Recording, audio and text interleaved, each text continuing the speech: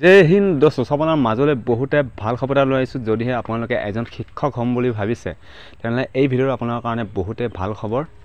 আৰু এই পদবোৰ কাৰণে আপোনালোকৰ কোৱালিফিকেশ্যন কিমান লাগিব, কিমান এইজ লিমিট লাগিব, কোনসকল ল'ৰা ছোৱালীয়ে এই পদবোৰ কাৰণে এপ্লাই কৰিব পাৰিব, ফুল ইনফৰ্মেশ্যন এই ভিডিঅ'টোৰ মাধ্যমেৰে দিব বিচাৰিছোঁ। যদিহে প্ৰথমবাৰ কাৰণে আমাৰ চেনেলটোলৈ আহিছে, তেনেহ'লে চেনেলটো ছাবস্ক্ৰাইব কৰি বেল আইকনটো বজাই ল'ব। যেতিয়া আমি নতুন ভিডিঅ' আপলোড কৰোঁ, আপোনালোকে আগতীয়াকৈ আমাৰ ভিডিঅ'বোৰ পাবৰ কাৰণে। অৰ্গেনাইজেশ্যন নেম হৈছে directorate of elementary education, DEE ফালৰ পৰা এই পদবোৰ মুকলি কৰা হৈছে। পোষ্ট নেম স্পেচিয়েল এডুকেটৰৰ কাৰণে এই পদবোৰ মুকলি কৰা হৈছে।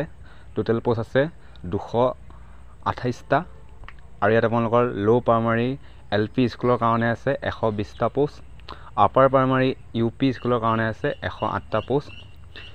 আৰু আপোনালোকে ইয়াত চেলাৰী পাব ল' প্ৰাইমাৰী LP স্কুলৰ বাবে 14,000 পৰা আপোনালোকে 70,000 চেলাৰী পাব। আৰু ইয়াত আপোনালোকৰ গেট পে' আছে 7,400 টকা। তাৰপিছত আপোনালোকৰ আপাৰ প্ৰাইমাৰী UP স্কুলৰ কাৰণে আপোনালোকৰ 14,000 পৰা 70,000 টকালৈ পাব। লগতে আপোনাৰ গেট পে' আছে 8,700 টকা। আৰু ইয়াত আপোনালোকৰ যি এপ্লাই ষ্টাৰ্ট আপোনালোকৰ 28/8/2025 পৰা এপ্লাই ষ্টাৰ্ট হৈ আছে। আৰু ইয়াত আপোনাৰ যি ক্ল'জিং ডেট হৈছে আপোনালোকৰ 30/9/2025। আৰু আপোনালোকৰ যি এজ লিমিট দিয়া হৈছে 18 বছৰৰ পৰা আপোনালোকে 40 বছৰলৈ এপ্লাই কৰিব পাৰিব। যদিহে আপোনালোকে জেনেৰেল কেণ্ডিডেট হয় তেনেহ'লে আপোনালোকে 43 বছৰলৈ এপ্লাই কৰিব পাৰিব। আৰু যদি আপোনালোকে ST SC কেণ্ডিডেট হয় তেনেহ'লে আপোনালোকে 45 বছৰলৈ এপ্লাই কৰিব পাৰিব। আৰু যদি আপোনালোকে PWBD কেণ্ডিডেট হয় তেনেহ'লে আপোনালোকে 50 বছৰলৈ এপ্লাই কৰিব পাৰিব। আৰু DEE যি আপোনাৰ এডুকেশ্যন কোৱালিফিকেশ্যন ক'ব গ'লে আপোনালোকৰ ল' প্ৰাইমাৰী LP স্কুলৰ কাৰণে আপোনালোকৰ হাই ছেকেণ্ডেৰী পাছ কৰিব লাগিব। লগতে আপোনালোকে 50% মাৰ্ক থাকিব লাগিব। আৰু লগতে আপোনাৰ 2 বছৰ ডিপ্ল'মা ইন এডুকেশ্যন, মানে আপোনালোকৰ যি DLED কৰা হ'ব লাগিব। আৰু আপোনালোকে ATET CTET কোৱালিফিকেশ্যন কৰা হ'ব লাগিব। তেনেহ'লে এই পদবোৰ কাৰণে আপোনালোকে এপ্লাই কৰিব পাৰিব। তাৰপিছত আপোনাৰ আপাৰ প্ৰাইমাৰী UP স্কুলৰ কাৰণে আপোনালোকৰ যি গ্ৰেজুৱেট পাছ কৰিব লাগিব। লগতে আপোনালোকৰ 50% মাৰ্ক থাকিব লাগিব।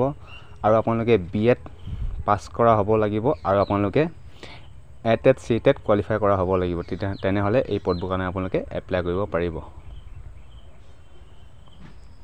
আৰু যি আপোনালোকৰ ইম্পৰ্টেণ্ট ডকুমেণ্টছ ক'ব গ'লে আপোনালোকৰ যি পাছপোৰ্ট চাইজ ফটোগ্ৰাফ লাগিব, হাই স্কুল চাৰ্টিফিকেট লাগিব, মেট্ৰিক পাছ চাৰ্টিফিকেট লাগিব।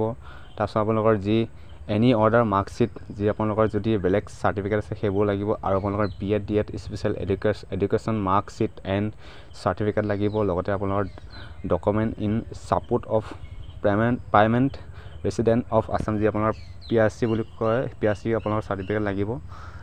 লগতে আপোনালোকৰ যি certificate and marksheet ATET CTET certificate লাগিব। আৰু আপোনালোকে এইবোৰ চাই ল'ব পাৰিব। তাৰপিছত আপোনালোকৰ নেক্সট হৈছে DSE post name special educator কাৰণে এই পদবোৰ মুকলি কৰা হৈছে। আৰু ইয়াত আপোনালোকৰ পোষ্ট আছে 59টা পোষ্ট। চেলাৰী আপোনালোকে 14,000 পৰা 70,000 টকালৈ পাব। গেট পে' আছে 8,700 টকা।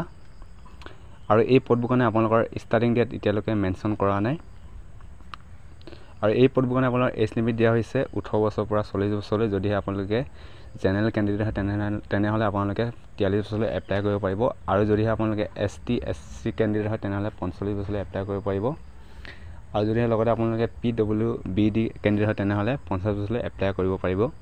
আৰু এই পদবোৰ কাৰণে আপোনালোকৰ যি কোৱালিফিকেশ্যন গ্ৰেজুৱেট, লগতে আপোনাৰ পষ্ট গ্ৰেজুৱেট, আৰু লগতে আপোনালোকৰ 50% মাৰ্ক থাকিব লাগিব। আৰু লগতে আপোনালোকে BEd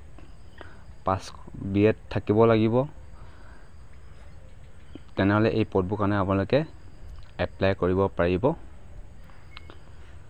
আৰু এইখিনি ইনফৰ্মেশ্যন দিবলগীয়া আছে। যদি ভাল লাগে লাইক